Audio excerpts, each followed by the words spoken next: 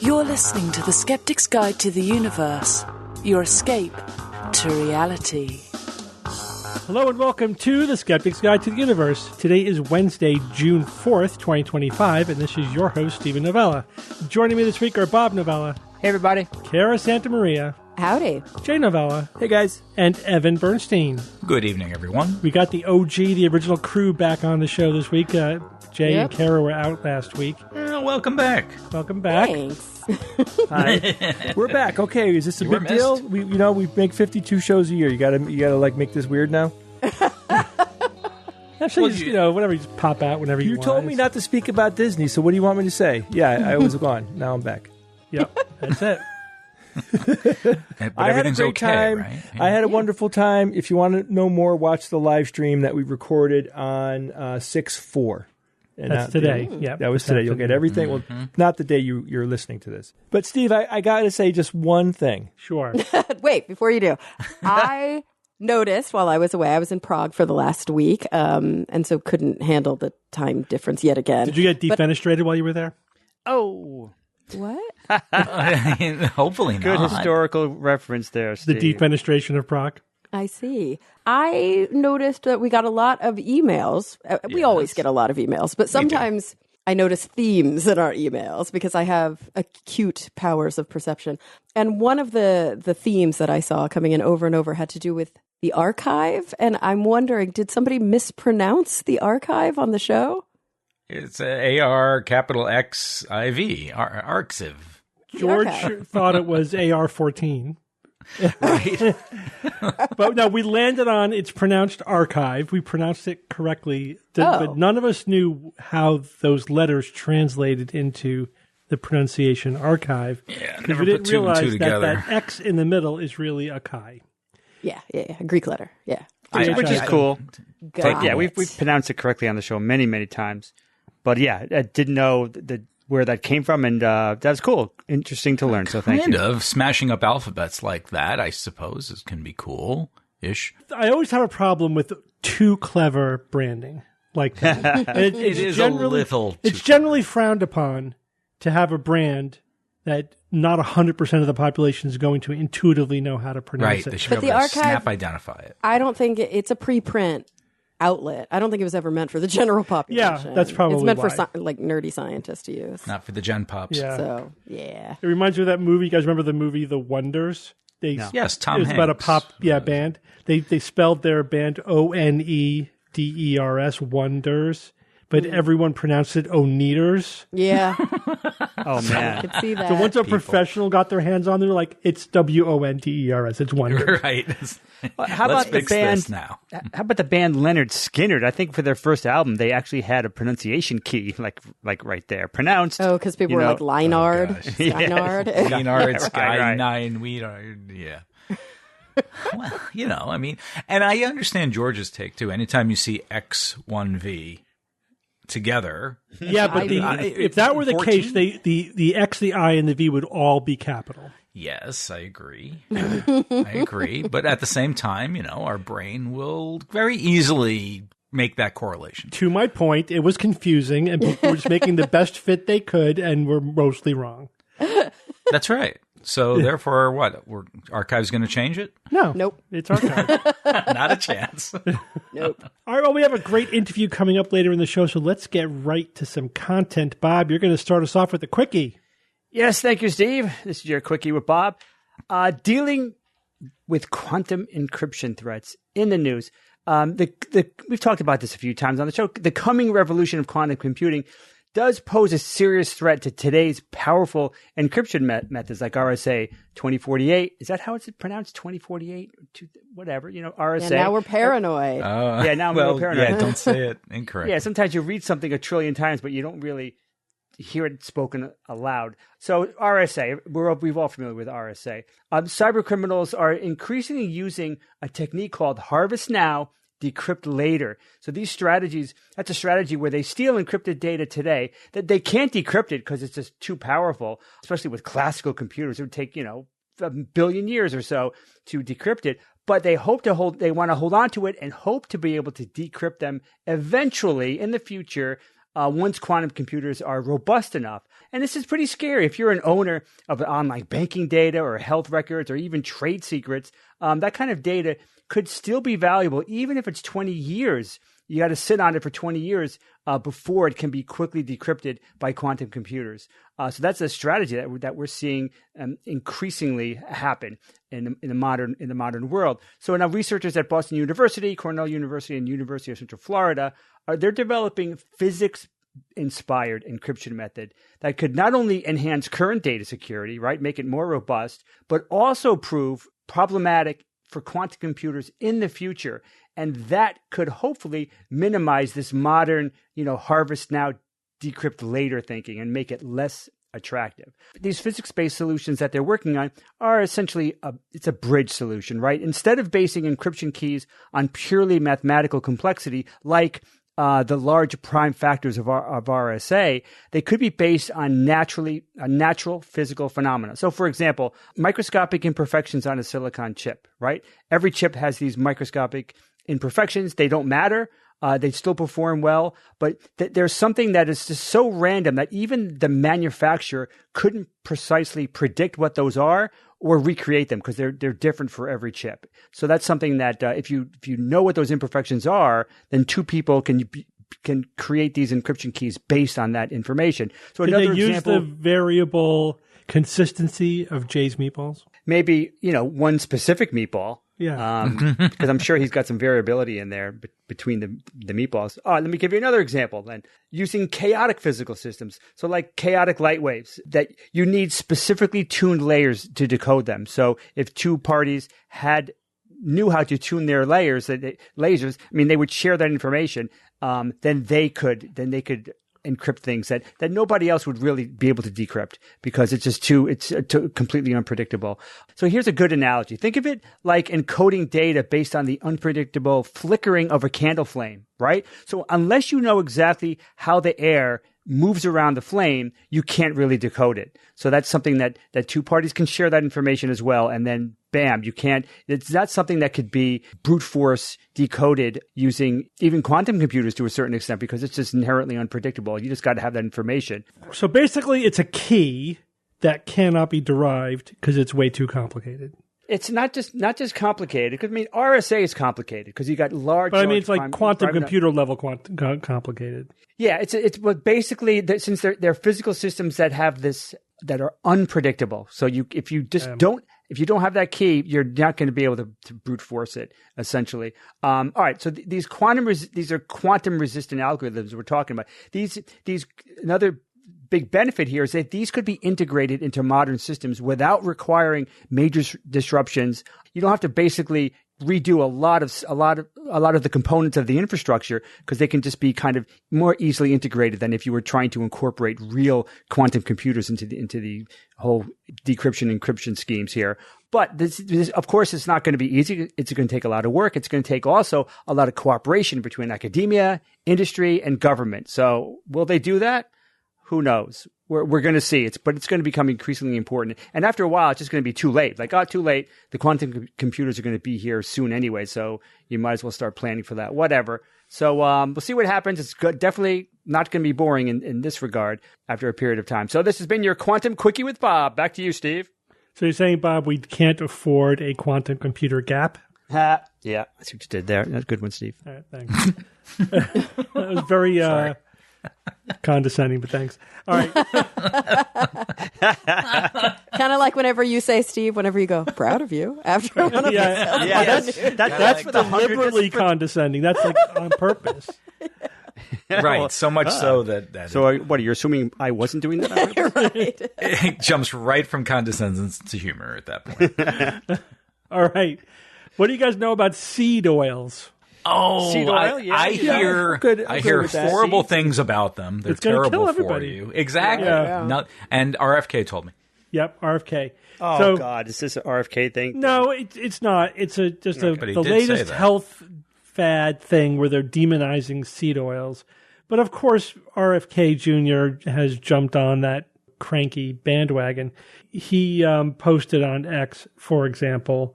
He writes, interestingly enough, This began to drastically rise around the same time he's talking about obesity, began to drastically rise around the same time fast food restaurants switched from beef tallow to seed oils in their fryers. He's blaming the obesity epidemic on seed oils based upon this spurious correlation, because he is a total crank. It's rather simplistic, isn't it? Oh my God, what a nut job this guy is. Nut job. Ha. A good one. There has been, like, again, health influencers, I even hate saying that term, have one of the things that they do is they fearmonger about specific foods, right? Everything is either going to make you live forever or kill you instantly. And so there would be no self-help industry, essentially, if everyone were honest. Basically, you could say the same health advice has been true for the last 5 decades. Eat everything in moderation, and for most people, you're probably okay. Like you're 95% of the way there, and everything else is just window dressing. And the same is true of seed oils. So, but interestingly, seed oils are actually good for you, if anything, right? It's a plant-based oil. This, of course, seed oils are oils derived from seeds, right? Like sunflower or canola. And there's 2 ways you can get the oil out of the seeds. You could either cold press them, which is a little bit more expensive, or you can chemically get it out of the seeds. And then you have to treat the oil to remove anything that you don't want in the resulting seed oil. I think, it's hard to track down like who started this fad of demonizing seed oils, but it comes from, as it often does, a simplistic misinterpretation of preliminary scientific data, right? Usually they're extrapolating from basic science data they don't understand, leaping over to clinical conclusions that are not justified by the data. But here are some of the details to give you an idea of what they're doing. Plant-based or seed oils contain omega-6 fatty acid. Omega-6 fatty acid is one of the good fats, right? The evidence shows that it actually reduces the risk of heart disease, especially fatal heart attacks. This is partly why nutritionists were puzzled, quote unquote puzzled, by this, health influencer pushback against seed oils. Plant-based oils are healthier overall than animal-based oils. And we should be eating a lot of it. And omega-6 fatty acids like linoleic acid, not only is it essential, it's a polyunsaturated essential fat. And it reduces LDL, which is the bad cholesterol, and it's overall a good thing. A recent systematic review of all the clinical studies that were published so far found that increased levels of linoleic acid reduces the risk of fatal coronary heart attack. So the clinical evidence shows that the net effect of this is reduced, heart disease. But this is where the influencers and RFK Jr. and those, types of cranks get things wrong. The question is, what is the optimal level ratio of omega-3 to omega-6, right? Omega-3 also a healthy, usually nut-based or fish-based, fat, right? The omega-3 fatty acids. So in pre-industrialized societies, a typical omega-6 to omega-3, 6-to-3 ratio is anywhere from 1-to-1 to 4-to-1. Industrialized diets, however, because we mass-produce seed oils, it can be closer to 20-to-1. So I think they're extrapolating a lot from that. It's like, it's not natural. We're consuming way more, omega-6 than omega-3, and we have to get back to our quote-unquote natural ratio. That's essentially the chain of logic. Now, they have sort of tied it to a couple of things. One is the claim that omega-6 can increase inflammation, and 2, that it can increase blood clotting. On the first score, actually, the majority of the evidence shows that omega-6 decreases inflammatory markers. So it's just not true that it increases inflammation. And again, we're talking about the difference between increasing some inflammatory marker in the blood versus like increasing the risk of autoimmune disease, right? Those are 2 different things. The immune system is one of those homeostatic dynamic systems in the body that exist in some sort of balance where you want just the right amount of it, but not too much, right? Too much inflammation can cause tissue destruction. Not enough makes you susceptible to infection and illness. So there's a balance. And just saying that something is increasing or decreasing inflammation is not necessarily good or bad. It depends on the details. And just saying that, this one marker, which of course there could potentially be many of them, is increasing or decreasing in the blood doesn't mean you're going to get more autoimmune disease. So again, these are sort of the leaps from preliminary kind of basic science findings to clinical outcomes that they're making. But in this case, it's not even true, really. The clotting thing is the same. It's the same kind of issue. You want your blood to clot just the right amount. Too little and you bleed, too much and you have strokes and heart attacks, right? And there's sort of a sweet spot. Even within that sweet spot, if you sort of push the system in one direction or another, if you thin the blood, you'll increase bleeding but reduce vascular events. If you make it clot more, you'll increase vascular events but reduce bleeding. There's just no way around that. That's just the way the system works. And so, again, they're just saying, look, in this study with this marker or whatever, there's reduced or there's increased clotting, therefore it's going to cause heart attacks and strokes. But it doesn't. Probably this is all down in the noise of, every food does everything. You know what I mean? Like if you really looked at biomarkers, pretty much anything you eat would probably have some effect on some clotting number or some, inflammatory number somewhere. And without having any net effect clinically, because again, the body kind of adjusts for all this. It's all sort of comes out in the wash. Appears to be the same thing. Again, the bottom line is omega-6 reduces your risk of heart disease. It does not increase it. But I think these are the reasons, at least this is how they're justifying their anti-seed oil crusade, right? It's the ratio is off or whatever. Now, what actual nutritionists who know what they're talking about say is that there's just don't worry about it. You go ahead and use seed oils, cook with them, eat them, put them in your salad. You're not getting too much. It's perfectly fine. There are plenty of things to worry about. Don't worry about seed oil.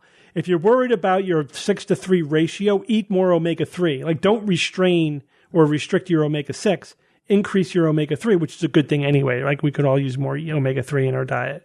There's one tiny thread where there is maybe some legitimate concern, like there always is, right? And that is if you refry the seed oil at high temperature over and over again, right? So like in a deep fryer in McDonald's, right?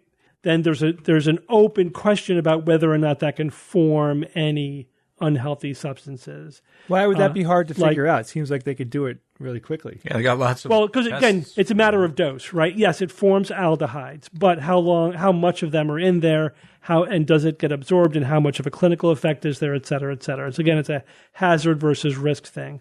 We could say, yes, there's aldehydes can get formed in seed oils that have been fried over and over again at high temperature. Doesn't mean that's actually a health risk. But again, this has nothing to do with home use or buying it in the grocery store and using it in your salad or cooking with it. This is sort of more like, should we have regulations about how frequently restaurants need to change their deep frying oil? You know what I mean? Like that sort of thing. Now, probably going back to beef tallow, like a animal-based fat to fry foods in, would be counterproductive, right? Which again is very hallmark RFK Jr., is using his misinterpretation of science to make bottom line recommendations, which are actually harmful to your health, right? Because he just doesn't know how to put everything into perspective. He's just sort of, as I like to say, he uses scientific evidence as a drunk uses a light post for support rather than illumination. I didn't make that up, but it's a great phrase. So here are my take homes. Don't worry about it. Just don't worry about seed oil. Don't believe the demonization. Don't believe the health gurus. It's fine. There's nothing to worry about. Again, if you want to make your 6-3 ratio more pre-industrial, eat more omega-3 fatty acids. Yeah, we should do more research on fryer oil. Probably whatever we use in the fryer is probably going to have something. And again, if you're concerned about that, you could try eating less fast food, fried food. That would be one thing to do. And also, do not listen to anything RFK Jr. says. He's a dangerous crank. Mm-hmm. And as an extension of this RFK rule, don't get your health advice from health influencers on social media. So those are the takeaways. But don't worry about seed oil. It's fine. What's your guys' favorite oil? I mean, favorite oil. Virgin olive oil is probably oil. I use avocado oil when I cook mostly because it has a high burn point. So you can do like really high heat with it before it starts to smoke. Yeah. So yeah, like most of the things I cook with, I just stick with avocado because it's easier. Yeah. I like olive oil the most if you're not cooking. Yeah. I cook Yes. with olive oil. I put it in my salad. I only use like sesame oil for certain Chinese dishes. Yeah, and peanut oil, whatever. I use specific seed oils for specific dishes, but otherwise my go-to is olive oil. Oh yeah, I never cook with olive. I only use it for like a It's dressing. great. It's great for cooking. But I just read a study today. There's always something like almost like this is the noise you should ignore, where it says that one type of fat in olive oil might promote fat cell growth and promote obesity. It's like crap. I'm just not going to worry about it until I see a clinical study. You know what I mean? And again, as I said, there's like probably everything you eat. And there were years ago, I talked about this study which looked at, I just went through a cookbook and looked at the first 100 ingredients, and almost every one of them either like prevented cancer or caused cancer. Like every one, like any food you could look at, any ingredient. There's some studies somewhere where people are promoting it as either it's healthy or it's horrible for you. Yeah. You could ignore all of it. Just have generally a varied diet and you're fine. Otherwise there's nothing, you can't eat anything. Also the psychological, like I feel like so often when I've had friends who are, I live in LA, who fall victim to like the influencer sphere, like the health influencer sphere. And I feel like the biggest outcome of having a restricted diet due to fear mongering that health influencers monger is anxiety. Yeah. Like there's so many people who I feel like their mental health suffers because they obsessively worry about what they're feeding themselves, what they're feeding their children. Everything's going to kill me. Everything's going to give me cancer. And while there is, a prudent level of paranoia about certain foods that have demonstrable, negative health consequences, the neurosis that I see very often, especially, I don't know. I think it's especially bad out here in would LA. it be to the point where one of those people would like eat something accidentally they didn't realize was in it that they fear, and then they would just really freak out about it? Yeah, all the time. Even though but part of their brain must know that eating that one maybe bad thing one time is not going not to even have that a negative impact. Yeah, on them, and the right? problem is, even more than just, oops, I accidentally ate a thing, it's the obsessive worrying. It's the amount of money that they spend at the grocery store, the amount of time they spend online scrolling and reading. Just like the I don't know, the portion of their life that's dedicated to eats up a lot of time and fear. attention. That's a limited resource. Yeah, And so I agree. It's anxiety and depression, neurosis, anxiety. Yeah. and increased expense, right? Because they'll pay for the stuff that apparently is the fad today that's avoiding the bad food or that is the good food. And probably, but if anything, worse nutrition because they have a more restrictive diet. Yeah, for sure. All right, Jay, tell us how to turn lead into gold. Well, let me ask you guys a question first. Is Yes. gold valuable? Inherently, yes, because it has some properties in electronics, etc., that are valuable. But otherwise, it's just a standard that we have chosen as a society to use. But as valuable as it is in our society, like monetarily, that's just convention. I mean, I think there's a few ways to look at it. One, it is actually rare compared to other precious metals. It's hard to extract, right? It's got some complexity to it. And it's beautiful, right? Gold has been sought after largely historically, not because of the the fact that it has cool properties that we use today, but it's gorgeous. It's a lot you can do. Yeah, pirates, Bob. Those damn. So Steve said one of them. It's electrically. It's fantastic to use with electronics. It just has a lot of electrical properties that are wonderful. It's biocompatible, so it doesn't corrode in the human body. It doesn't react to the immune system. Yep. And it's chemically stable. So it has a lot of really good industrial properties that make it very sought after. But, can we create gold? Has gold ever been really created? Well, this is what I'm going to talk to you about tonight, and it's a little complicated. So, the Large Hadron Collider, right? The LHC. Heard about it. Word on the street is that the physicists at CERN successfully transmuted lead into gold. So how did this happen? So so CERN is near Geneva, right? And what they did was they did a lead ion collision experiment using the ALICE detector. This is a large ion collider experiment, right? And this is what they did. They had beams of lead ions that were accelerated to almost the speed of light, and they were directed to graze past one another rather than collide head on. And this is a key factor in how they pulled this off. So these near misses created a very strong electromagnetic field around each of these lead ions. And that electromagnetic field generated high energy photons. And when one of these photons hit a lead nucleus, it could knock out 3 of the protons. And since lead has 82 protons, losing 3 results in a nucleus with 79 protons. Oh boy. Which is gold, but it's not exactly what you think. So let me give you some details. Pseudo gold. It's never exactly what the analysis that came after. There was a paper published in Physical Review C on May 7th, 2025, and they found that from 2015 to 2018, the LHC created approximately 86 billion gold nuclei, right? It's not a lot. It sounds like a lot, but it's not a lot. This is equivalent to about 29 trillionths of a gram. It's also called 29 picograms, pico. So the gold atoms were super unstable. They existed only for a fraction of a microsecond, and they were destroyed almost immediately by the further collisions that were happening or decay. So they were just blip. They were there for just the tiniest of time. And then to continue, because there is obviously more complexity, it wasn't the gold that we handle. It was what do you call it, Steve? The isotope? It was an isotope of gold, yeah. There are 41 apparently isotopes of gold, but only one, gold 197, is stable. Yeah. Oh, I see. So this has scientific importance, not because they were trying to get rich. It confirms a theoretical model, or more than one, that electromagnetic interactions in high energy physics can actually do these things. They want to know what those electromagnetic interactions are and how they function. This is how science works, right? They might not know exactly today. There might not be an application for this today, but there could be a lot of downstream applications that would take advantage of this. It also helps refine the future of particle accelerator experiments. It just gives us more data on what we can do with particles.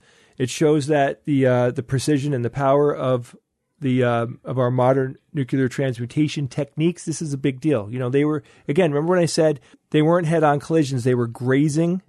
These were grazing collisions. That they did that on purpose, and they were able to control that, which I find to be unbelievable. Like, I don't care who sits me down and explains to me how they do that. It's remarkable that, Bob, say it. Remarkable. Thank you. It's remarkable that they do that. It also provides a clear example of proton removal nuclear alchemy through photonuclear reactions. Yeah, listen back to that 3 times, and I still don't understand exactly what the hell that is. Proton removal nuclear alchemy. They're actually calling it alchemy. What the hell? Well, alchemy was about changing the base metals, from one to another. Yep. So if most of the isotopes are unstable, what do they decay into? Yeah, that's a good question. So, what isotope is created by this process? Gold what? So stable gold has 79 protons and 118 neutrons, right? Gold 197. Yeah. The CERN process knocked 3 protons off the lead nuclei, but it didn't carefully control the number of neutrons. So they left behind these gold isotopes they had unusual neutron to proton ratios, which made them incredibly unstable. So it wasn't a standard thing that it created. It created lots of different isotopes. But mostly unstable. Yeah, and there was radioactive decay that these immediately started to decay. So they were created, and if they weren't smashed apart by other interactions that were happening around them, they just started to decay instantly. They said that some of them likely underwent beta decay, fission, and other nuclear transformations, turning them into different elements, or just breaking apart completely. The LHC, which would turn them into different elements. Yeah. Now they said that the LHC, like when they're doing an experiment, it's considered to be a very violent place, right? Because there's a ton of particles that are super dangerous that are banging into each other. And the nuclei that were created during the collisions were surrounded by extreme energy and radiation. So, it's pretty serious environment that they're creating in there. I see here that radioactive gold isotopes decay typically into mercury or platinum. Oh, platinum wouldn't be bad. That wouldn't be bad. That's a decay? But still, remember what I said? It was like the tiniest of tiny. Like there wasn't like someone picked up a chunk of platinum and they're like, psych. That didn't happen. But I like this because, historically, alchemists, they wanted to turn lead into gold they had all these chemical processes that they were trying. They didn't know what they were doing. It's actually impossible to do because, there's a fixed atomic number, right? Lead has 82 protons, gold has 79. What they were doing back then couldn't do what they were hoping would just spontaneously happen. So it's really cool. They took this idea of chemists back in, when were they doing this? God, I don't even know when were people trying to do this? In the 1600s, 1400s? Oh, yeah. Yeah. Alchemy. Sometime, I forget exactly like when it would hit its heyday, but sometime like that. But the idea that today now we perfectly understand what the difference is between lead and gold. Like we with absolute precision, we completely understand that.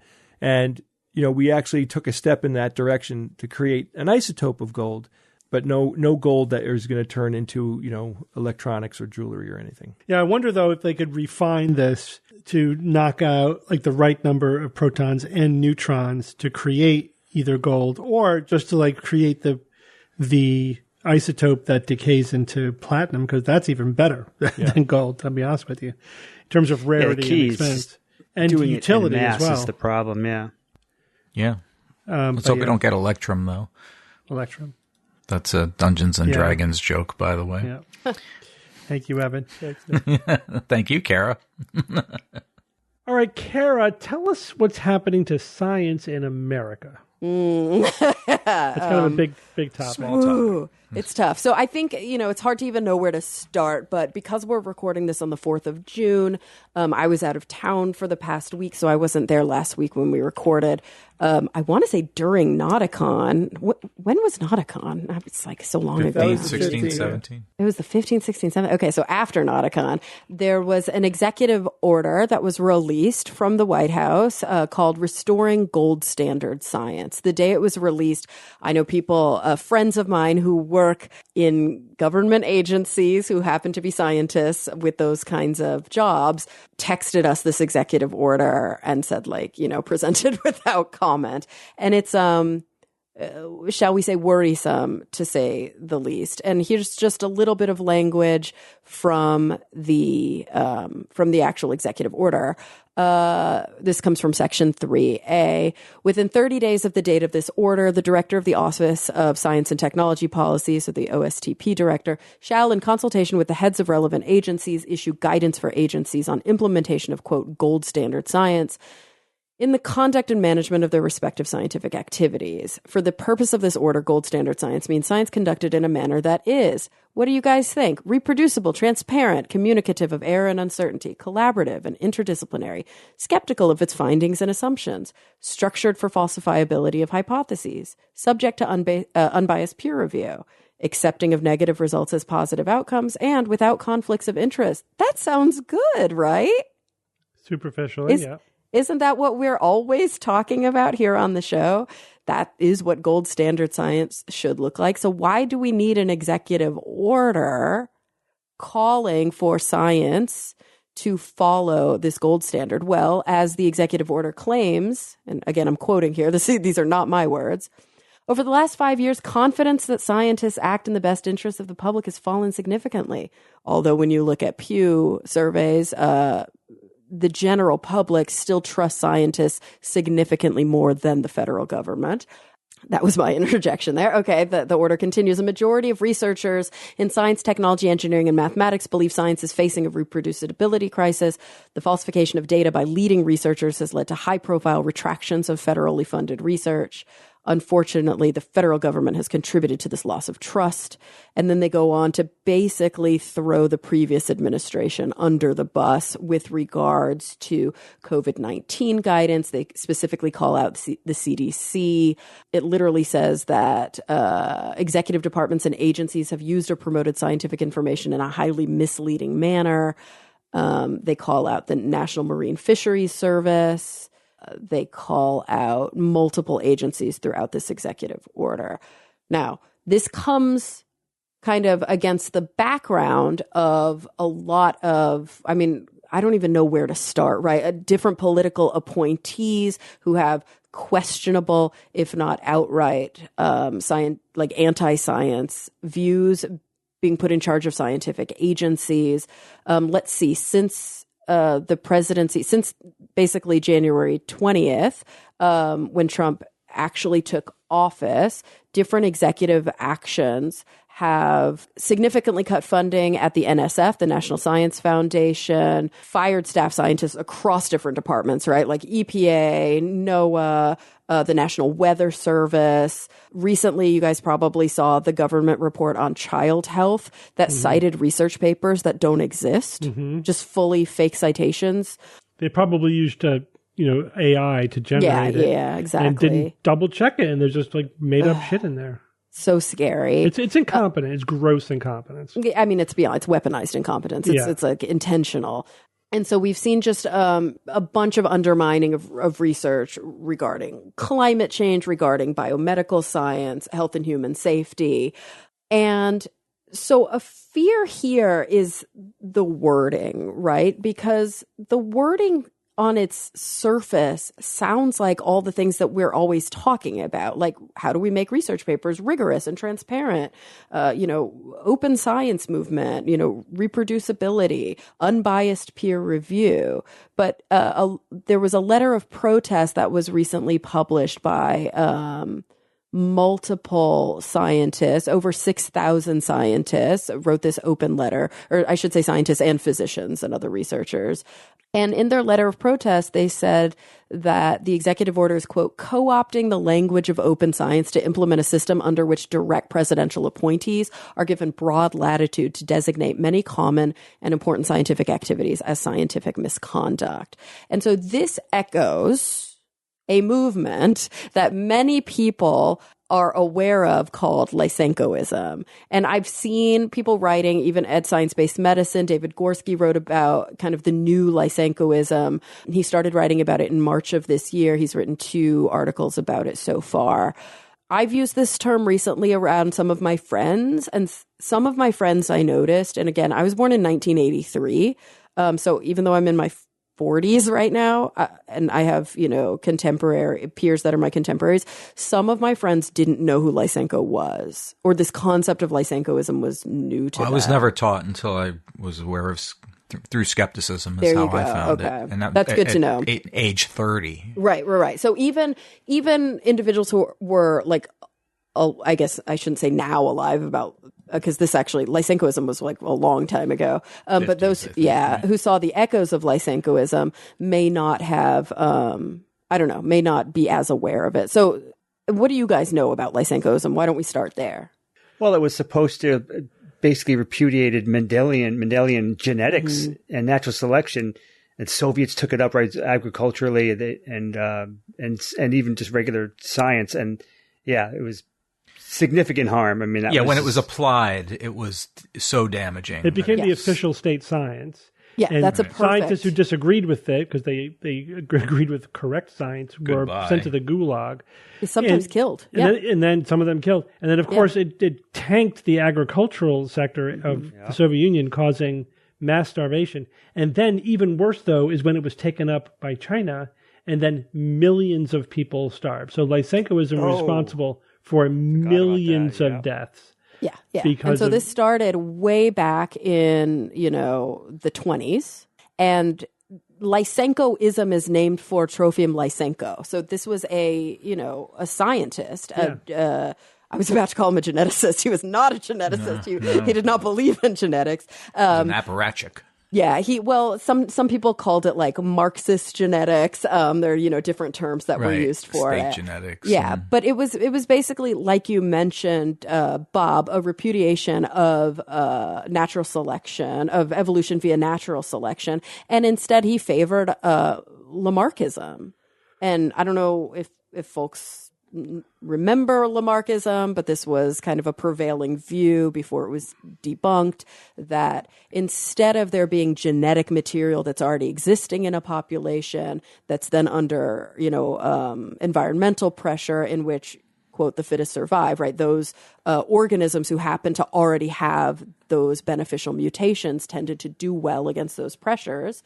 Instead of that, Lamarckism, Lamarck said, well, there's behaviors that happen during the lifespan of an organism, and those behaviors can then be passed down to their offspring. Can I say though, Kara, just to not get an email on this, yeah. that idea, the passing on of acquired characteristics, was not invented or unique to Lamarck, and he renounced it later in his career. So it's really not even fair to call it Lamarckian. Well, it's interesting because that is what it is. I know it's known by that, but it's really unfair to him. Oh, poor Lamarck. Well, but he changed his mind, right? But he did publish under that. Yeah, but like everybody, like again, he didn't invent the idea. It wasn't unique to him. There's no reason legitimately to attach the idea to him. Oh, that's so interesting because there's almost like not another. Like I just looked up on Wikipedia, like the term Lamarckism, also known as Lamarckian inheritance or neo-Lamarckism. Yeah. But there's no other. Oh, also called the inheritance of acquired characteristics, or more recently, soft inheritance. Maybe that's what we should start saying. Yeah. We'll call it soft inheritance. So this idea of soft inheritance, right? And the example we often hear about is the giraffe, but it could be any example. Like an organism wants to reach, or let's say a bird wants to get at a certain seed, and it pecks at the seed, and its beak gets like pointier, and then it has offspring with pointy beaks, and then their offspring have pointy beaks, right? Like that's just not how it works. And it's long been debunked. Although there are we could have a whole side conversation about epigenetics, which is really interesting, but we know that epigenetics still requires genetics. Yeah, You're right. Like we're still talking about DNA. And so his specific technique, which was called vernalization, was a really interesting process that he used to help certain plants survive more in Russia. And it actually worked with certain plants. And that's why it started to gain momentum. The problem is it didn't work beyond that. But Stalin thought that he was great. He loved his ideas. His ideas made sense to him. They were easy and palatable. They felt like they kind of went with the nationalistic pride of the time. We can sort of have this new biology and it's just ours. And we have this national pride for it. And because of that, as you mentioned, Steve, even against evidence, physical evidence that this vernalization and grafting technique that he used was not working with specific crops, and that the crops were failing. And, more and more, Lysenko had more and more power. He was able to kind of affect most of the policy around Soviet agriculture. He said, no, I don't want there to be any pesticides or herbicides that are used. I want to only use my specific form of agriculture. And these crops just started failing left and right. And even against that evidence, it was, explain it away, keep going, keep pushing. Oh, now we have new problems, but that's okay. Lysenko and his approach are going to fix them. And because of that, I want to say it was about a 30-year period where the crops failed and there was mass famine. And then, of course, we know that there's kind of a ripple effect that happens after that, because you can't just go back to how things were, a day later. Like there's some kind of evidence that there were still effects from Lysenko's decision-making up through the 90s. Yeah, plus you kill off a generation of experts. You can't recreate that expertise overnight. Exactly. Yeah. So it's not just about the science that's being practiced. It's also about the good science that's being suppressed. And those are actually two separate issues that have outcomes that are related. And so that's why I think, I don't know if it's a direct correlation. Gorski writes about Lysenko being, like the RFK Jr. being the new Lysenko.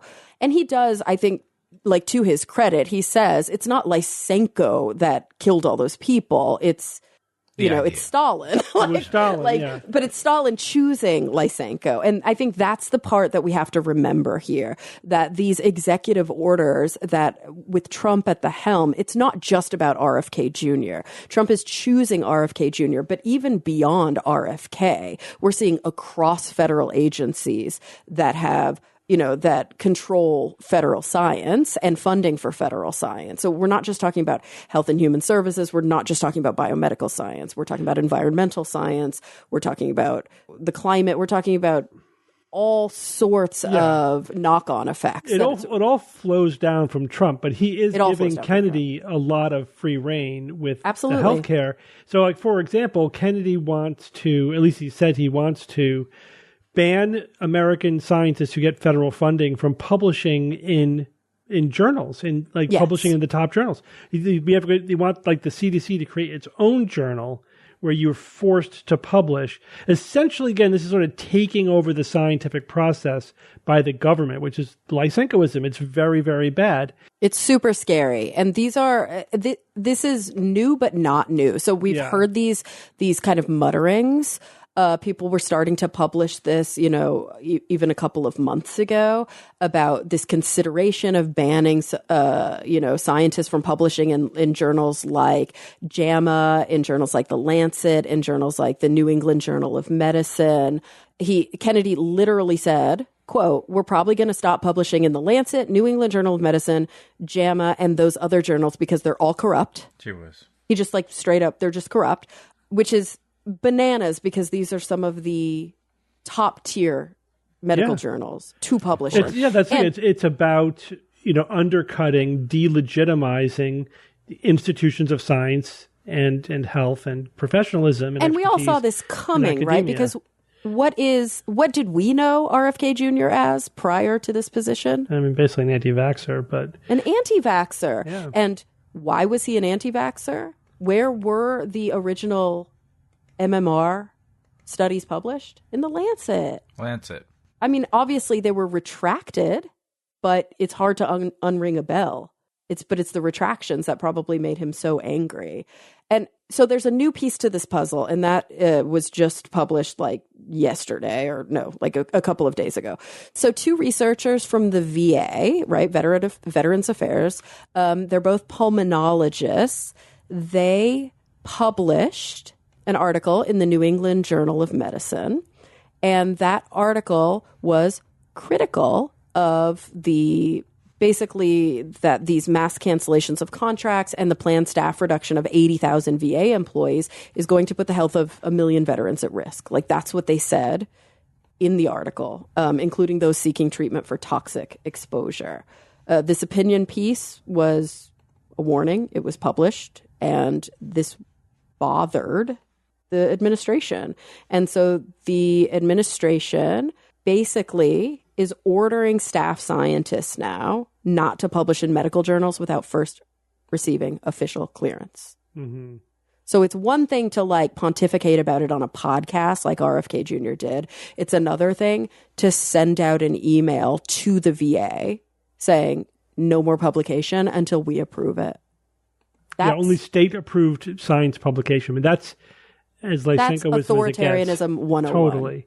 And getting back to your original list of gold standard science, they're weaponizing it. They're just using that as an excuse to target, because no science is pristine, right? No. You could nitpick any study, anything, any research or whatever. And if you could say this is gold standard, then you just, gin up some reason to go after any study or any scientist that you don't like the conclusion of. You don't like their results. And I think the important question is, according to whom? Right. Because I would prefer that be gold standard science according to the scientific community, wouldn't you? Of course. I don't want it to be according to RFK Jr. or according to Donald Trump. Or any politician. Any politician, absolutely. Exactly. I mean, they're like the two worst I could think of, but yes, but any politician. Any person who was put in a position of oversight across these different organizations and government agencies who either are not even scientists themselves, or if they are scientists, are fully biased at this point. Mm-hmm. It's so scary. I think that up until now, it's felt more theoretical and the alarm bells have been ringing, but we're starting to see more and more evidence. It's one thing to cut funding. Yes, it has a really terrible knock-on effect, right? And it definitely is a direct and quick way to say, I don't want you to do that thing, so I'm just going to not give you the money to do the thing. It's, I think, an entirely different animal to say, I don't want you to do that thing. I command you not to do it. Mm-hmm. And that's really, really scary.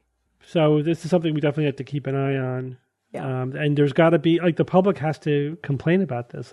There needs to be public pushback. Call your Congress people, folks, your senators, anybody, everybody. I mean, and I hope people know that this is happening. That's the scary thing, because if you read the executive order, it sounds like they're using all the right buzzwords, and unless you get it, cloaked. Yeah, it's so cloaked. It's like here in California, we see this all the time when we vote there, which is why you have to constantly read different voter guides, because you'll sit down to vote on the different ballot propositions and you'll be like, oh, that sounds good. And you don't realize, because it's the way that the proposition is written, what they're actually getting to. It's frustrating. It's so scary. Yeah.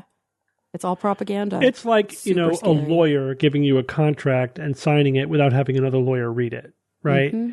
You really think, as a non-expert, a layperson, you're going to be able to parse all of the fine print and know that you're not being screwed? It may superficially sound reasonable, but you have to know the details. It's the same thing with legislation. The devil's in the details. And I think that an important outcome here, because we've talked about this before, but this comes from, I've read a lot of different articles and kind of pulled from different articles and quoted different articles when I was talking about this. But one that I'm looking at here from Environmental Health News, they summarize the story, and mostly they were pulling from a Washington Post story, but they did a little why this matters at the end. And I think they kind of are saying it better than I could. Cutting off access to peer-reviewed medical journals doesn't just isolate U.S. research. It threatens global health standards, and it further politicizes the nation's scientific institutions. Science does not thrive under censorship. And undermining scientific integrity does not bode well for maintaining robust public health systems.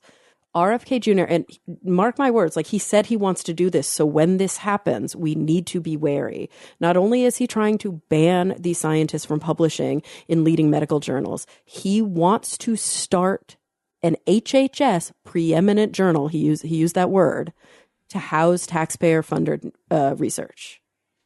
Mm-hmm. So if we start to see a government-sanctioned journal, we know that journal is biased. Right.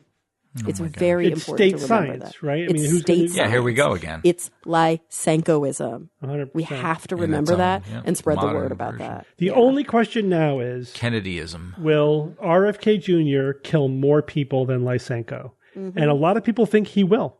He is on track to doing just that. Right, because it's not just agriculture. No, this is, we're talking vaccinations, we're talking, health advice. What about the next pandemic? If there's a pandemic in the next 3 years, he absolutely will be responsible for more deaths. Super scary. Yeah. And deregulating all the, oh gosh, there's so much. Our food, medicine. All right, Evan, I need one more thing to worry about. Tell me about Tell me about the screwworm. What? Wait a second. We're talking about worms now? Have we talked about the screwworm on the SGU before? I don't think so. I don't remember talking about it. It's a good thing. Not the boar worms. It's a very good thing. It's a good thing we haven't, because this little parasite comes right out of one of Bob's nightmares. Ooh. You're going to love it, Bob. Okay. Not. Screwworms come from blowflies, specifically the family, here we go, Califoriae. Not Californiae, but Califoriae. They belong to unique genera that set them apart from typical scavenger blowflies.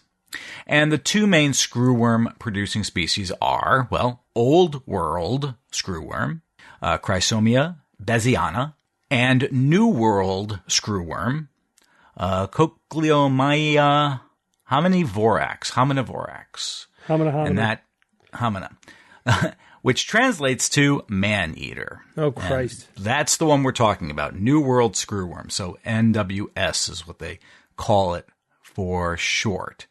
A screwworm is the larval, also known as the maggot, stage of a parasitic fly, known for infesting and feeding on the living tissue of warm-blooded animals, including livestock, pets, and yes, even human beings.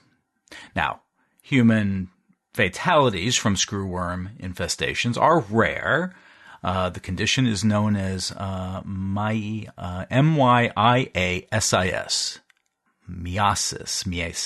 miasis, I believe. Fatal if not promptly diagnosed and treated. In fact, I looked it up. There was two deaths last year in Panama from this of humans, and prior to that in Panama, you had to go back to the 1990s to find someone who died from it. And that's what this news item is going to be about. Animals at greatest risk include those that have recently given birth, have open wounds, or have undergone surgery, or management procedures like dehorning and branding. The screwworm is obligate. Do you know what that means, Bob? Yeah, heard that. What's the finish the sentence? Means that it's It has to do It's an something. obligate what? Yes, it has to feed on living tissue. The opposite of necrophagus. Okay. And where is it now in the world? Yeah, so it's been relegated to the deeper parts of South America. In non-human populations, kind of holding it there, and in Panama, because that's kind of where the efforts, and there's been ongoing efforts for a long time to keep this parasite in check, because it's super, super nasty. This parasite will kill a cow, for example, in as little as 1 week. If it gets it, that cow could be dead in 7 days, and no more than 2 weeks in many cases. And what can they do? What's the, Yeah, again, the parasite will eat your flesh. And let's see, if left untreated, infestations can disfigure the affected areas, lead to severe bacterial infections, cause sepsis or organ failure, and destroy critical anatomical structures, including eyes, ears, and genitalia. Oh my God. So a worm can eat your balls. Quite true. It's a fly, but yes, specifically the larva state of the fly. We have been battling. Do you know how long we've been battling this the screwworm and keeping it in check? 200 years. Over 70 years. Wow. 70 years. And this is why we haven't heard about it, because the efforts in the mid-1950s were very effective at pushing this really away from the United States and much of Central America. In the 1950s, the U.S. Department of Agriculture laid the groundwork for a continent-wide assault on the screwworm. Workers raised screwworms in factories, blasted them with radiation until they were sterile, and then dropped sterile adult screwworms by the hundreds of millions at its height weekly over the United States and then further south into Mexico and eventually the rest of North America. The screwworm was eradicated from the U.S., Mexico, and Central America between 1966 and 2006. Eliminated. What did I say? Eradicated. Eradicated is worldwide. Eliminated is from a region. Oh, gotcha. cool, Okay. cool distinction. Oh, clever, Steve. Thank you for that correction. I'll remember that. Eliminated. And again, there was a barrier in Panama, the Darien Gap, which maybe you've heard of before, and that's basically where it's been held in check for all of that time. But it has broken through and identified in 2023 that it broke through the gap. It's heading back north into Central America. It's been detected in Mexico, and there's a heightening risk now of reintroduction into the United States. To prevent this moving back northward, the U.S. Department of Agriculture, Animal and Plant Health Inspection Service, they both collaborated with Panama to maintain the biological barrier zone in eastern Panama. So they're doing what they can to reinforce that buffer zone. But again, it has been breached, and there needs to be renewed efforts to keep this parasite away. I saw pictures of this fly, and it looks like a fly. However, It has an orange face, including like orange eyes and an orange, what do you call it, muzzle or mouth area to it. Metallic green-blue body, so it has that sort of shiny, almost coat to it. Mm-hmm. And there are 3 black stripes on its thorax. If one of these buggers gets into you, within 3 days there will be thousands of larvae present. They position themselves head down with their posterior ends visible at the surface of the wound. And in deep or narrow wounds, the only way that you know you might have this thing is the subtle movements under your skin and things that may be a visible sign. Oh, I'm getting all creeped out here just reading about this. So this is bad. I mean, again, for people, for the most part, they get treated in time when they have this infection, and few people, become victims. But it can impact people. It definitely, in fact, impacts animals, and especially livestock. This has already started to cause a little spike in cow and beef prices because of the extra efforts now that they're going to have to go through to keep this away. So it's already starting to manifest itself. Is this where they use ivermectin? They do have medicines and things that they can use in order to get rid of it in time. But again, if a cow or a herd goes undetected in a few days or within a week, that could be the end of the herd.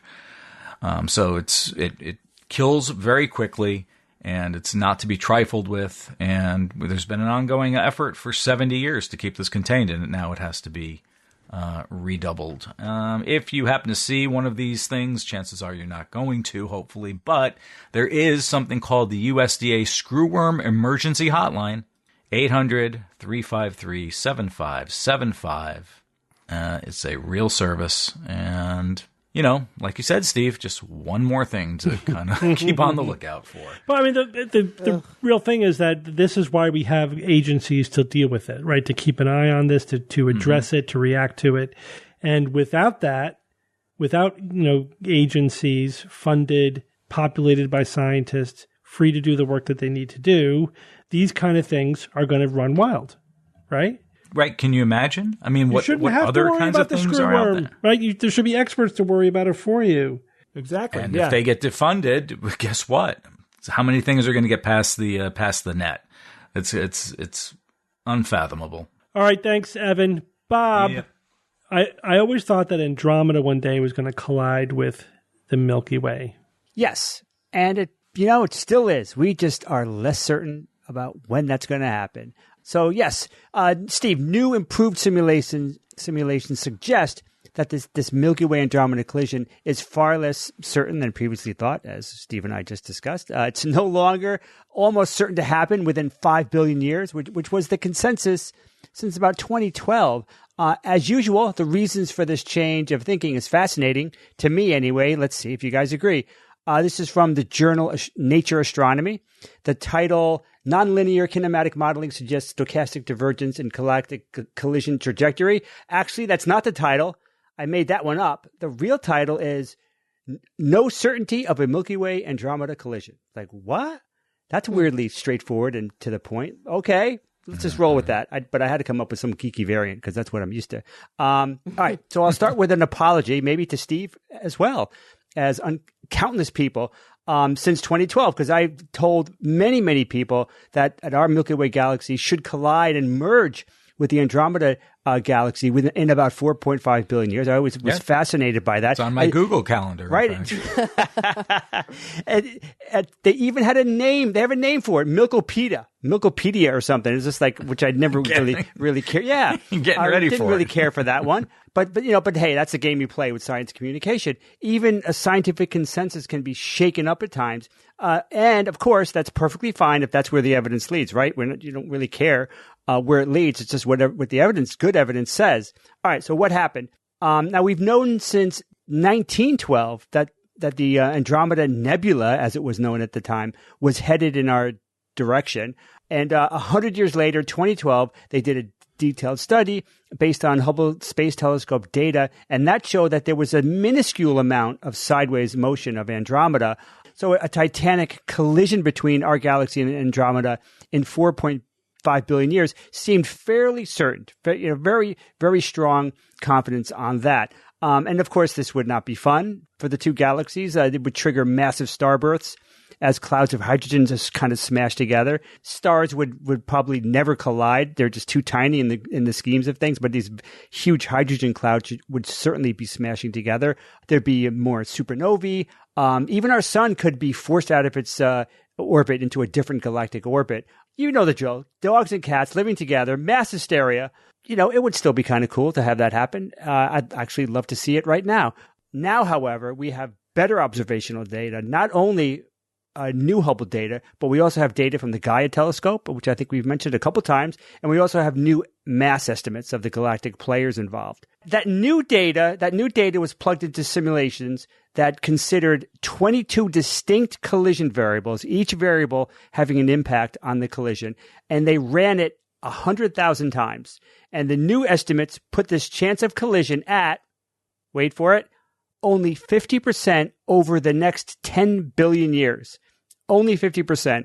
Now, if you look at the simulations themselves, half the simulations show that our two mighty galaxies, the biggest in our local group of galaxies, these two galaxies fly past each other, separated by about 500,000 light years. That sounds huge, and it is huge, but it's not too far away, however, to have our dark matter halos interact, right? We have got these dark matter halos surrounding our galaxies, beyond, our galaxy is 100,000 light years across. Beyond that, we've got these dark matter halos, and they would be interacting. Our Milky Way and Andromeda, they would be interacting in a way causing what's called dynamic friction. And that friction would eventually bring the galaxies back around towards each other. Who knows, maybe circle each other a few more times, but eventually causing a merge. So that's half the simulations causing an eventual merge because of this dynamic friction. But most of the other half of the simulations show that these two galaxies will be too far away, even for this dynamic friction to close the deal, meaning that we could dance together far, far into the now, more unpredictable future. We just can't say at this time when they could potentially merge if they're too far away for this dynamic friction to take over. So as of now, that the old prediction of a direct collision in 5 billion years has what chance of happening, do you think? 20%? 1%. 0.01. Evans, closer, 2%. We have only a 2% of happening. So it still could happen. That's how much uncertainty there is. But My answer had a 2 in it, though. What? My answer had a 2 in it. Ah, yes. It did. But in the wrong column, though. Columns do matter. So 2%. 2%. So it could still happen, but it's instead of being something like 95%, 92% certainty back since 2012, now it's back down. Now it's down to 2%. So now the critical part of this new uncertainty. My robots fell over. Crap. All right, they're good. Please leave that in the show. So a critical part of this new uncertainty that we seem to be experiencing, it really has nothing to do with the Milky Way or Andromeda, but our biggest satellite galaxies. The Andromeda has the famous M33 galaxy near it, which actually increases the probability of a merger. On the other hand, our Milky Way has our beautiful smear of a satellite galaxy called the Large Magellanic Cloud. And that dude is actually pulling us away from a potential merger. So one satellite galaxy is making it more likely for a merger.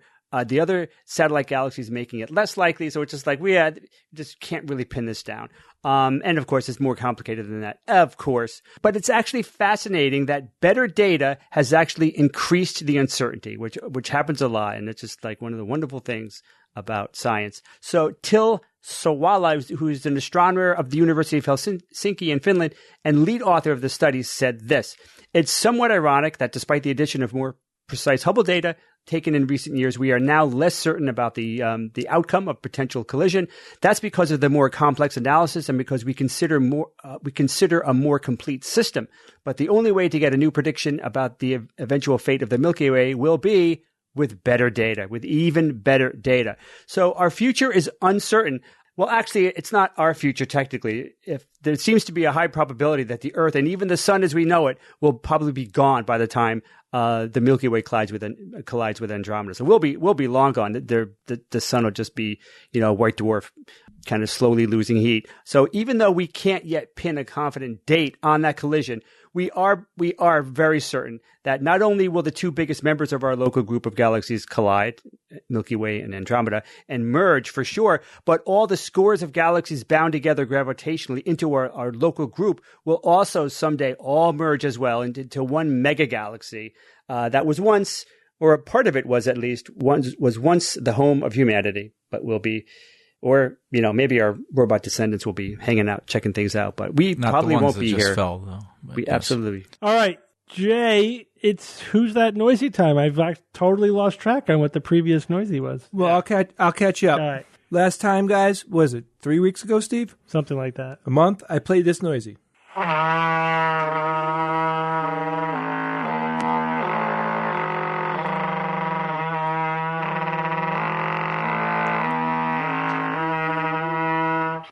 Any guesses, guys? Broken didgeridoo. I would guess some kind of instrument, some But kind like of sadder. some kind of wind instrument, maybe the flatulator. So is this what you're going to play in your retirement, Steve? I'm going to take that up the was Steve. flatulator. Yeah. Steve, that reminds me of a fun Disney movie, Treasure Planet. Basically, sci-fi Planet. pirates, which is such a fun movie. And there was an alien whose language sound, very, very close to that noise. And they called the language had the best name. They called it Flatula, which I loved. I never forgot. So it's All not right, the so- flatulator. I had a listener write in and say, "Hi Jay, this week's Who's That Noisy sounds is the sound of a Goliath beetle bench pressing 94 pounds." Oh! Yeah. Ayo. A little Triggering, Bravo, triggering. bravo. Nice callback. And Bob, I remember you because of your meatball NASA shirt. Thank you for teaching me about that. Another listener named BJ Tetralt said, "Jay, congrats to you and Rogues on reaching 20 years on the podcast." He says, "I was honored to be there for the 1,000th show recording, and it was great. I also went to the 2 DC shows, but wasn't able to make it to Nauticon." He said, "This week's noisy sounds like a brass musical instrument, probably a trumpet, that the player is playing pedal tones. I forget the acoustic mechanism, but it's a way to play very low notes. It probably has something to do with the resonance of the instrument and the frequency of the player blowing in the mouthpiece." So this is actually iPuppy, by the way, and this is a very good guess, but not all the way there. Then Shane Hillier wrote in, say, "Jables, for this week's guess, I think this person's trying to learn to play a tuba." Again, you're in the vein there, but you're not all the way. James Lovell wrote in and said, James Lovell. That's right. "I think this week's noisy is someone playing a trombone in such a way that they get the harmonic notes along the bass note. They're likely using a particular embouchure to achieve this." That's somewhat there, but let me give you the winner is Mitch Burke for this week's noisy.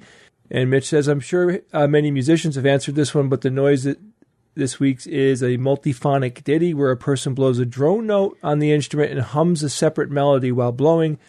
Sounds like a trumpet, probably with a mute on this. In this case, hope this is specific enough." All right, so what we're seeing here, guys, what we're hearing here, this is actually from a listener named Sam Rumble, and Sam said, "My old trumpet teacher is in the clip. He actually videotaped his teacher. He said, so hopefully the rights won't be an issue. This effect is created by playing the instrument with your lips and then also singing a note behind that was within your throat. This means you can play 2 notes at once, creating some really interesting harmonic effects and resonances between the played and sung notes. In this clip, he is playing a single note on the actual trumpet while only changing the sung notes. You can hear him change them if you listen closely." Yeah, so I mean, there was some definitely good guesses in here. I think out of all of them, James Lovell and Mitch got the closest. So let me play that again. For those of you who play wind instruments, I'm curious to know how many of you were able to tease this out.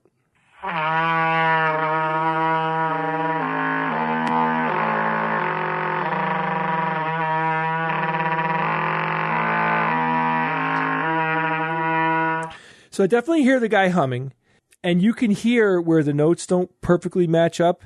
That there is some like almost dissonance vibrations happening in there. It's really cool. Sound waves are pretty damn interesting. So a multiphonic trombone. Yes. Well, it's paired with, it's a drone note on the trombone with the singer, singing a scale that is playing with that drone note. It's very cool. Also known as a flatulator. Okay. That's right. What do you got for this week? This week's Who's That Noisy was sent in by a listener named Stella Y. I can't answer that question, Stella. I don't know. And here it is.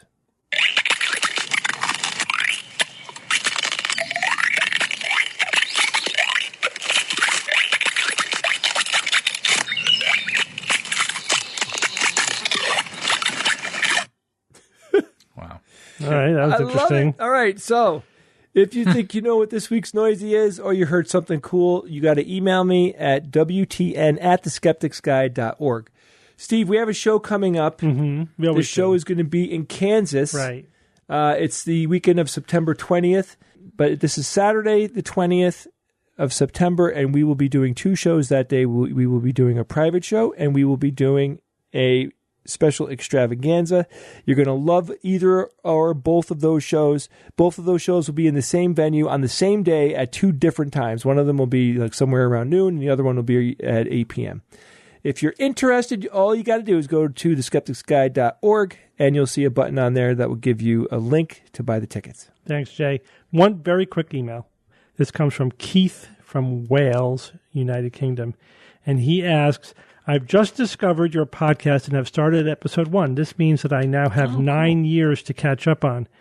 Try 20, dude. 20 years. No, he meant 9 years of listening straight through. Yeah, maybe. Nonstop. If I listen to episodes while I'm asleep, will I absorb all of the information in the podcast to a level that I can readily recall them in detail? No. Okay, let's move on.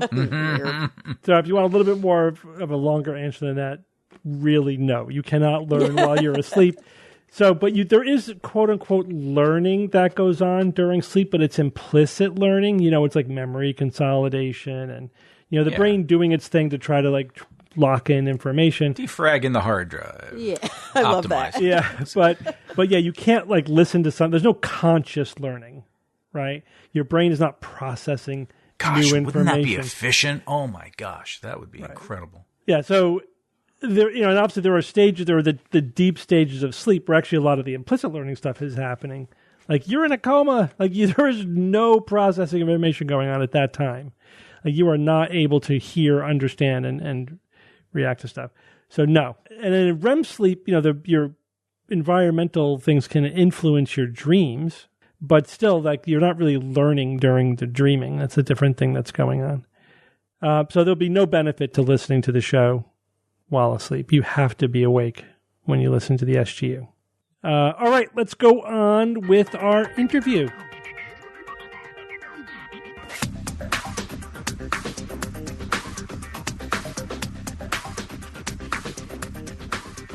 We are joined now by Emily Scherning. Emily, welcome to the Skeptics Guide. Thanks so much for having me on the show. So, Emily, you are the founder and CEO of something called American Resiliency. Tell us about that. What is American Resiliency? American Resiliency is a nonprofit. We're a 501c3, and we're an education nonprofit. We're focused on getting actionable, accessible climate projection information to all Americans so that people can understand the changes that are likely to happen to their home and to places that they care about. There's a lot of range in the change nationwide. Yeah, so this is a very challenging subject for science communicators. We've been talking about this for 20 years, for a couple of reasons. One is that this is one of the few issues where there are real stark differences, among the population. Like Americans, usually there really isn't much of a middle consensus like there is on so many issues. We really are polarized. And two, it's the one issue that does not respond to factual correction of information, right? You could tell a science denier, climate change denier, factual information. It doesn't change their mind. So first of all, do you find that, and how do you deal with it? I think that the playing field has shifted enormously in the last 20 years, where it is more common now. The majority of Americans believe that climate change is happening because we're feeling it on the ground. Yale Climate Communication has done a lot of great national survey work that gives us a more up-to-date picture of how people are feeling and accepting climate science. And I would also push back that climate science is the only issue where people are just say no. I think that we see that sort of perspective on all kinds of stuff, even on if the earth is round, right? And we live in a world where the media is willing to set up two sides problems in situations where dichotomies really aren't appropriate. Yeah, I agree. Like, there's a false balance issue, like that the media deals with. Yeah, I wasn't saying it's not the only issue, but it is one where there's a measurable polarization politically, which is not true of a lot of other issues. Because the majority of people tend to fall in the middle.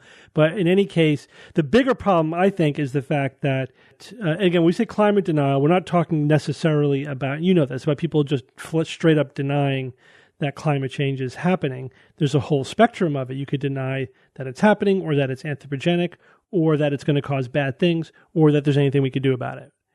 And, it's true. Right? They kind of shift up and down that spectrum.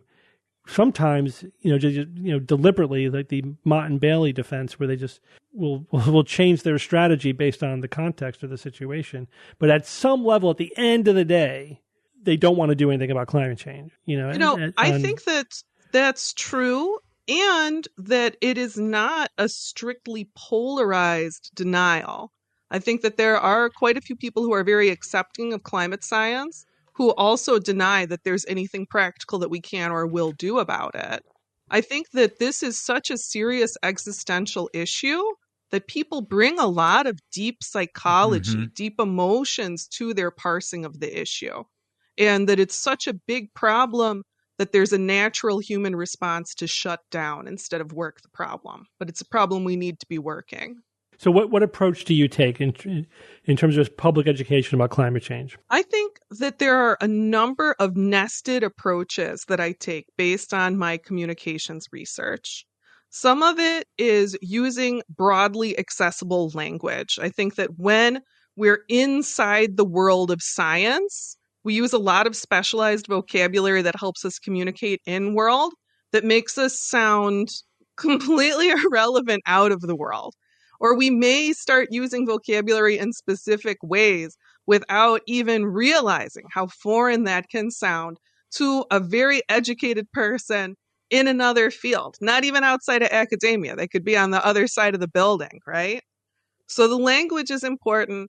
And accessibility isn't just about using words that everyone can understand. It's about emotional engagement. It's about finding ways to connect. And it's about finding ways to translate knowledge into action. I think that the warmth, the connection, and the action are all really critical elements of climate communication today.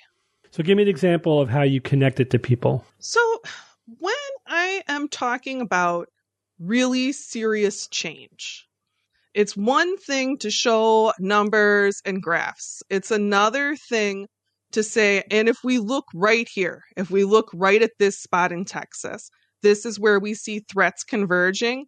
And this is how we saw that start to show up in the derecho that hit Houston last year. And my friend Diane was in Houston. And because she used some of the preparedness techniques we've talked about with American Resiliency, she had water when their utility briefly failed.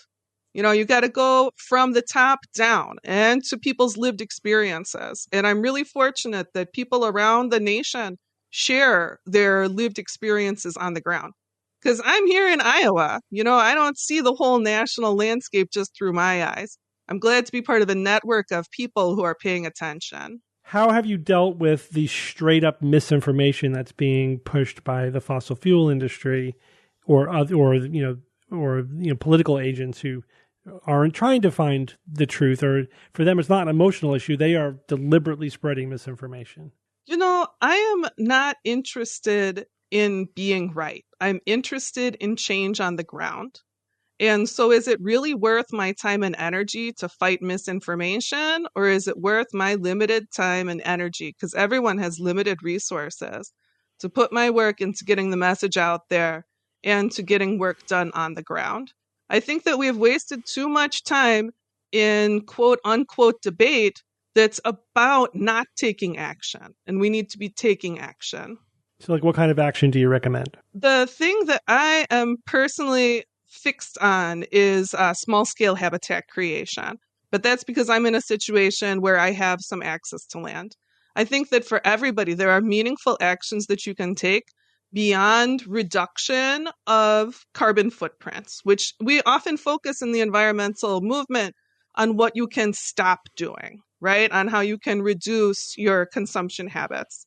I think that we're in a point in our relationship with the earth where refraining from harm is not enough, that we need to be doing active good, that in our communities, wherever we are, we need to be doing things to nurture life, to make space for life, and to put something positive into the world rather than just make ourselves smaller. So like at my place, I do a lot of small scale prairie restoration. And 5 years ago, this was a very normal suburban yard. And now it's the place where the monarch migration comes through.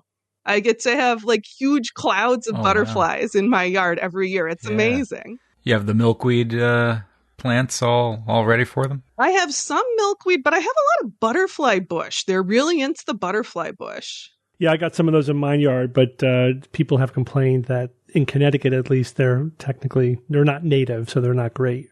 So yeah, at least in New England, there's a big push for the milkweed. But it's got to be the right one. There's milkweed that's the wrong one that they don't like. So even there, you got to be careful. You can't just go and say, give me a weak milkweed. You got to do a little bit of research. There are so many milkweeds, and it's wonderful that there's this growing awareness of native plants and about the incredible diversity of native plants. But I think that to me, rather than getting caught in analysis paralysis and making sure you do the perfect thing, you just do the best thing you can. And if it turns out that you bought an imperfect milkweed, you can get another one next year. Then you got 2 milkweeds. Yeah, don't make the perfect the enemy of the good enough. Yeah, I think that a lot of people have very good intentions with climate. And of course, climate is a topic that causes people to have enormous anxiety. Anxiety often freezes us. It stops us from taking action. Anything that we can do is generally going to be better than not attempting a positive action. So we often have a discussion about at what level should we really be focusing our efforts in terms of trying to, slow down or, avoid the worst outcomes of climate change. Essentially, is it at the individual level, at the community level, at the national level, like the biggest level? And, it was not that there's been any resolution. It's just that we have to have that kind of meta discussion. Like, because I think there's a lot individuals can do, but there's only so much individuals can do. And everything we do can come to nothing if big companies are still pumping out tons of CO2. So it sounds like from what you're saying, you're focusing more on the sort of individual community level. Do you get involved at sort of the biggest level as well?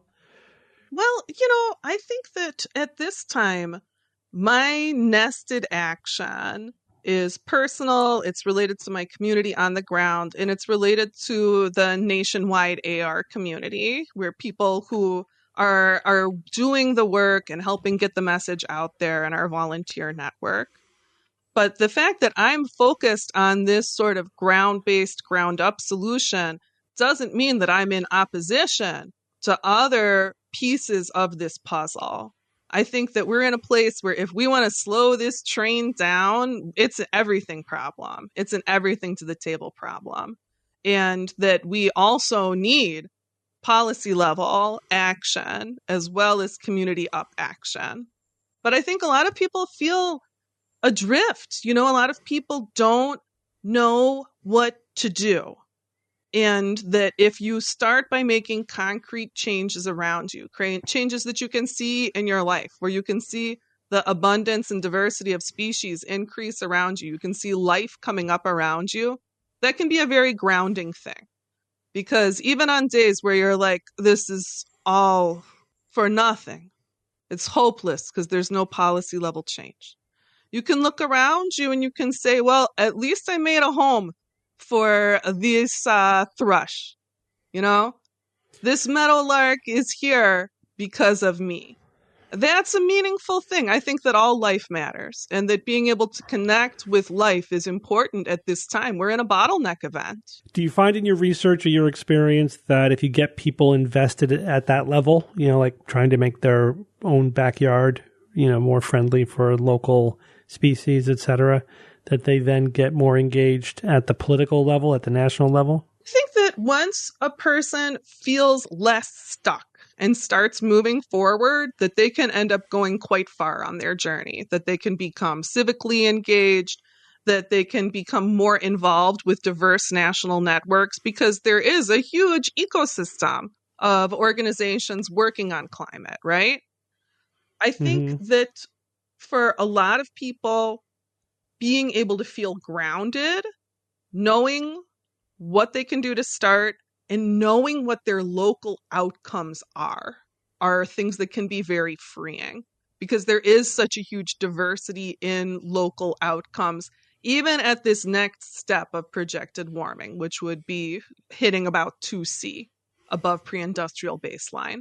So Emily, do you have like a short list? Like when people ask, hey, what can I do? I want to make the world a better place. What's your short list of things that people could think about or do in their own, whether they're in an apartment or in a house or they have property or don't have property? What do you tell people they can do to get involved? I encourage people to think about what could they be doing directly that will nourish life, that will nourish other living things, and that will nourish community.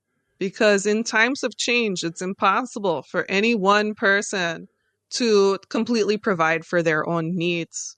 We need community. And so whether you're engaged in nurturing life or nurturing community, these are good grounded places to start, where what grows up around you will make you stronger and help you to the next stage on your journey. And do you have resources available for people on your website or on your online presence? We do. We have a workshop that I think a lot of people would enjoy that can be found through our YouTube channel and through our volunteer network. We have a variety of worksheets and trainings to help people cultivate the resilience on a variety of system levels in their home and in their community. So anyone who's interested in that, I'd love people to get in touch with me. There's a contact form on the website, and I'll get you hooked up with the right person and resource. And where should people go online to get to your stuff? They should go to AmericanResiliency.org. Okay. Well, Emily, it was really fascinating talking with you. I would really appreciate the work you're doing at American Resiliency. So I encourage our listeners to check it out. Again, as you say, we need to be fighting this at absolutely every level. It's true. This is not a time where we should be fighting amongst ourselves. Anyone who is interested in life should be working together to get as much through this bottleneck as we can. Okay. Thanks, Emily. Well, thank you. It's time for Science or Fiction.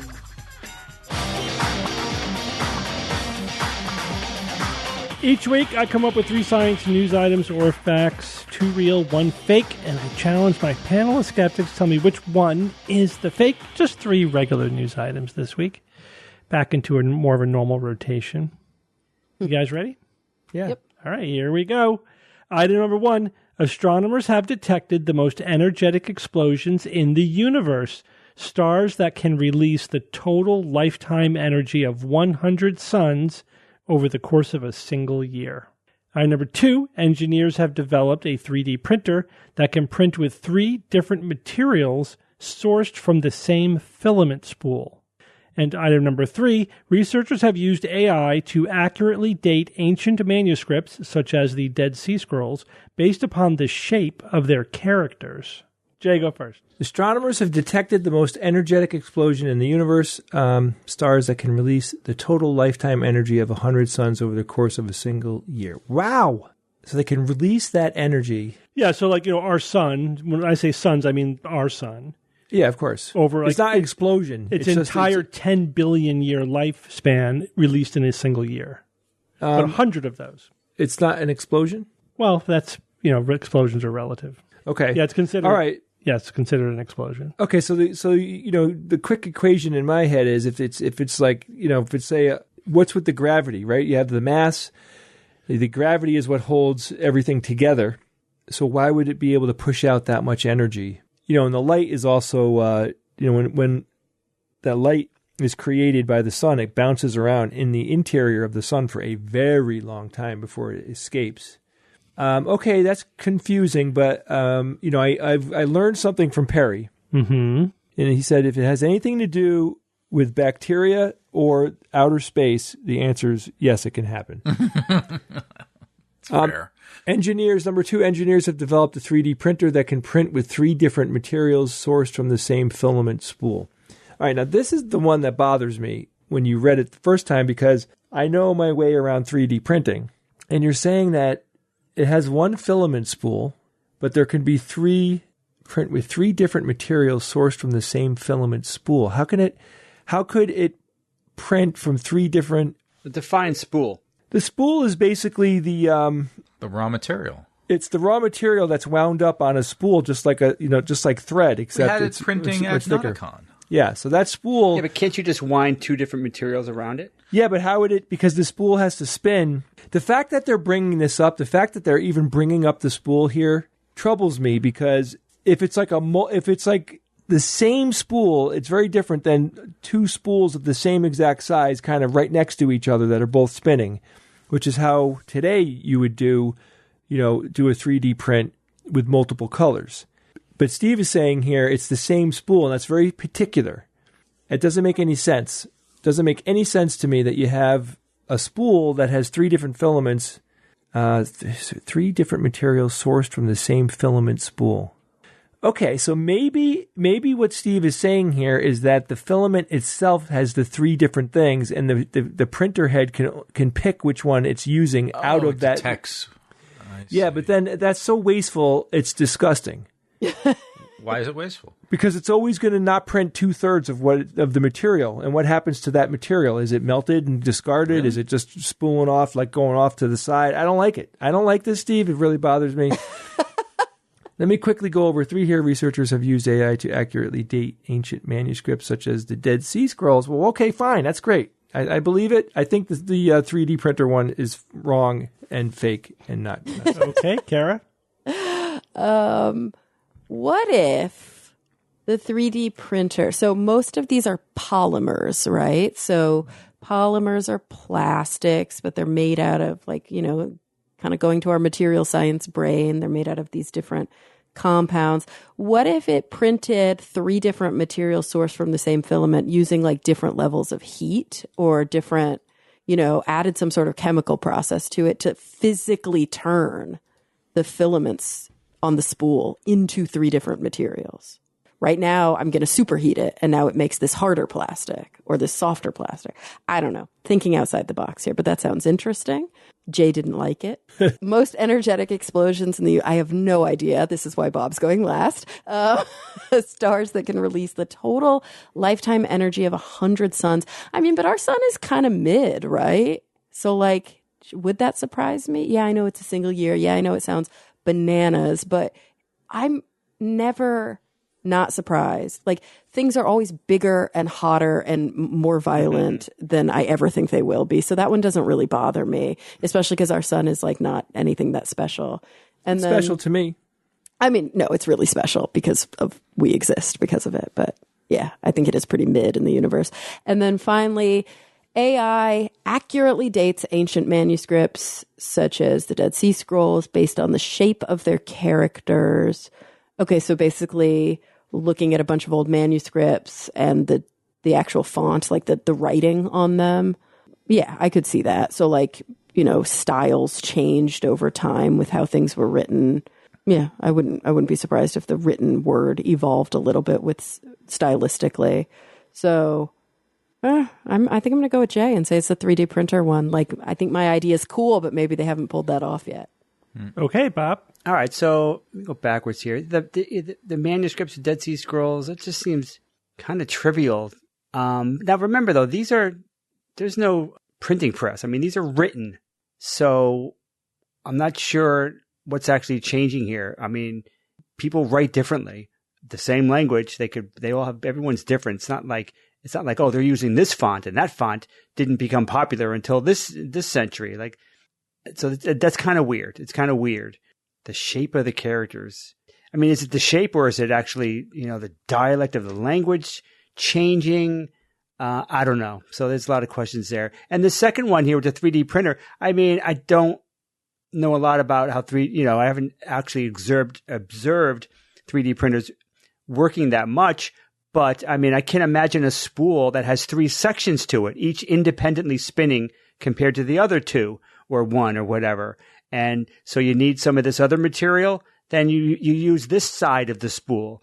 And for another material, you use the other one. But that might be going against the spirit of how this is worded, where it seems like it's specifically saying that it's creating 3 different types of material from one spool. And then that's where Kara's interpretation comes in of adding something to a common spool that changes it into a different type of material. It shouldn't be too hard. I don't know if it's increased heat or less heat, but it could be something else. So that seems reasonable that would be true too. And the explosions of the universe, I mean, that one could be reasonable as well, depending on how, on the details, of course. I mean, I'm not turned off by this possibility. It's not a knee-jerk reaction, but I mean, it just depends on the details. So I'm going to go with the explosion one. So which one is less reasonable, the manuscript or the 3D printer? All right, Jay's got some good familiarity with it. And Carrie, you went with Jay as well. So I'll go with 3D printer fiction. Okay, and Evan. Last time I was put in this position, I went a different direction and failed. Not that that's necessarily having an influence on me this time around, but Jay's passionate, and I mean passionate, defense of the 3D printer being fiction, I think, has won me over on this particular occasion. And therefore, Jay, I side with you and the team. We're all going to go down together or raise the cup in victory together. Sweet, sweet, sweet. Okay. Well, there's definitely going to be a sweep in one direction or the other. I guess I'll take these in order. We'll start with number 1. Astronomers have detected the most energetic explosions in the universe, stars that can release the total lifetime energy of 100 suns over the course of a single year. You guys all think this one is science, so you realize that means that this star, this object, is 1 trillion times brighter than our sun, right? Oh, I didn't do that math. Sure. A trillion? A trillion, 100, 10 billion times 100, right? So that means it would shine as bright as 3 or 4 Milky Way galaxies, right? Well, yeah. I mean, ours is It not seems the brightest. extravagant, but... So let me ask you a related question. How bright Please. are the brightest supernova? Less bright than that because you just said they detected the most energetic. Yeah. So that would be the brightest. By how much? Half? Yeah, the classic description is that they're brighter than their entire galaxy briefly. But that's on the order of, what, weeks?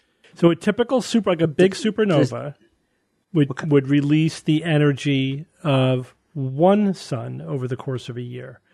They usually only are really like bright for a few weeks, as Bob says. Yeah. But if you look at their entire, like that year, because it is a longer term event, basically they're releasing the energy of our sun's entire lifetime over a year. So this is 100 times brighter than a supernova. Science. Yeah, I mean, well... All right, so... Now, you're talking about a gravitational collapse supernova, I assume, right? Not a supernova 1A. Yeah, yes. So, I mean, for those giant stars, I mean, they are shedding outer layers, so it's really not the entirety of the star that's so there's less material to create the energy. But there's something funky going on here, I'm pretty sure. All right, so this one is science. This is very cool science. So the question is, as Bob was getting to, how is this happening? What do you think? Is it tidal disruption? Significant from what? Black hole. What kind of black hole? Colliding black holes? A supermassive black hole. So this is what happens when a very large star gets too close to a supermassive black hole. Supermassive. It rips it apart and causes it to flame out in a year, burning as bright as 100 of our sun's lifetime of energy over just 1 year. Oh man, that is cool. Yeah, that is cool. All right, these are a new class of objects called ENTs, extreme nuclear transients. Extreme nuclear transients. I got to read on that. ENTs. Oh, yeah, look it up. That's so cool. Bit of extreme nuclear transients. All right. Engineers have developed a 3D printer that can print with 3 different materials sourced from the same filament spool. Better be right, You Jay. guys all think this one is fiction. See, before you say, can I add one more thing? Yeah, go ahead. Yeah. Different materials require completely different printer heads that do, you know what I mean? They function differently. It's not like interesting. So it's not just the everything. spool. Like there's 3D printers that can print a wide variety of stuff, but you have to have a different printer head. So nope, definitely not science. Nice. Well, what if I tell you that Kara was the closest to reality here? Neat. In that it's the same material on the filament spool, but it's treated in different ways in order I to agree change with her. the physical properties of it, making it functionally a different material. Do you think does that make it plausible for you? I think they tried and failed, No, they tried and succeeded, but only with 2? But but only with 2. But not only that, they did it with two materials, and also it wasn't a filament spool 3D printer. It was with a different kind of 3D printer. The VAT ones, were basically where you just... the lasers that, Yeah. that cross and then they harden where they intersect. Okay. Those are cool, too. Yeah, How it's did they do VAT that? photopolymerization. Yeah. So they basically they're growing the 3D printed objects out of this vat of polymer, and what they do is they essentially can make 2 different materials out of the same vat of material of source material. One is hard and permanent, and the other is not permanent. It could be break down very easily. So essentially, they're using the hard. So you have one pot of resin, right, and then you treat them with different frequencies of light, and then the hardened resin is your object, and the more Support? Then the other parts of the support? other part are the supports that you have to take away anyway. Yeah. So this is to try to eliminate a step and make it easier to get rid of the supports that you have to put on in order to print it. The scaffolding. Cool, man. The scaffolding. Yeah. Like it. Thank you, Jay. But yep, that's the fiction, so you guys swept me. And that means that researchers have used AI to accurately date ancient manuscripts, such as the Dead Sea Scrolls, based upon the shape of their characters, is science. And Bob, it's the shape of the characters. It's what I said. I can't make it something else. It's not any other aspect of the language. It is just based upon the writing itself. What this reminded me, so I was thinking the same thing, though, was like how different do people make characters over historical time. But remember, like, colonial America, remember, like, all the S's look like F's, yes. Mm-hmm. So it was different. Like, just 100, 200 years ago, people's letters looked different than they look today. So that does not surprise me. Me neither. Now, and this is not, they did the research on the Dead Sea Scrolls, but it's not, obviously this technique is not limited to that. However, what they need as a reference are dated documents. Now, interestingly, like some ancient documents that we have, sometimes people put dates on them and sometimes they don't, right? And of course, it's very useful if even one document is dated, like somebody wrote the date, so we know exactly, when that was written. That sort of anchors that in time. But for the Dead Sea Scrolls, very few of them are dated. And so we don't have enough of them in order to do this. So they had to also use, what do you think? Oh, radiocarbon. Radiocarbon, radiocarbon dating. So they used radiocarbon dating and the precious few like dated documents to create the timeline. And then they could do, with other documents, they can put them into that timeline based upon the AI analysis of the characters. Mm-hmm. And so, the hope is that now that they've done this, that they could apply this to other series of documents where, we want to be able to know not just like where individual documents fit into the sequence, but be able to like create the entire sequence of documents over time. Pretty cool. And this is not new. The idea of doing, this is paleography, right? So paleography is doing that very thing, placing writing into its chronology based upon the character shape itself. They're just using AI to do it better, because it's obviously this is what AI is good at, analyzing lots of data and finding patterns, etc. And it was pretty accurate. 79%, which is pretty good. Nice. And when it was off, it was only off. C+. It wasn't off by that much. It was like off by 30 years, which is nothing. So pretty cool. All right, well, good job, guys. Jay led the way. Good job. Thank you, Jay. You're Thanks, welcome, Jay. guys. Appreciate that very much. My gift to you. I'll get you next week. I'll make it up to you. All right, Evan, give us a quote. A short quote this week. The history of science is the history of corrected mistakes. And that was written or said by David Gerrold, Gerrold, a science fiction writer and novelist. He wrote the script for the original Star Trek episode, The Trouble with Tribbles. Oh, awesome. Plus, he created the Sleestack race. Oh, that's no awesome. TV series Land of the Lost. The Sleestacks. The Sleestacks. Gosh, that was terrible. I mean, it was so camp. It was very so camp. campy. It was wonderfully campy, yeah. And he also wrote the novelette The Martian Child, which won the Hugo Award and Nebula Award. Hugo. Yeah. Nice. So, yeah, the history of science is the history of corrected mistakes. Yeah. Because pretty much everything we thought, 2,000 years ago was wrong. And we've had to correct everything we thought we knew about the universe. Yep. And we're still doing it. And we're still doing it. Yep. All right, well, thank you all for joining me this week. Hey, Steve. Surely. And until next week, this is your Skeptic's Guide to the Universe.